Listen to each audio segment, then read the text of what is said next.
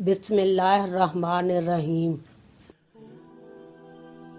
مشکوٰۃ شریف کے مطابق حدیث نمبر 228 ابن مسعود رضی اللہ تعالیٰ عنہ بیان کرتے ہیں، رسول اللہ صلی اللہ علیہ وسلم نے فرمایا، اللہ اس شخص کے چہرے کو تر و تازہ رکھے جس نے میری حدیث کو سنا، اسے یاد کیا اور اس کی حفاظت کی اور پھر اسے آگے بیان کیا۔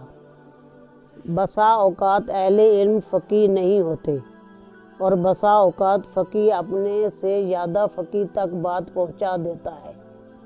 3 خصلتیں ایسی ہیں جن کے بارے میں مسلمان کا دل خیانت نہیں کرتا: عمل خالص اللہ کی رضا کے لیے ہو، مسلمانوں کے لیے خیر خواہی ہو اور ان کی جماعت کے ساتھ لگے رہنا، کیونکہ ان کی دعوت انہیں سب طرف سے گھیر لے گی، حفاظت کرے گی۔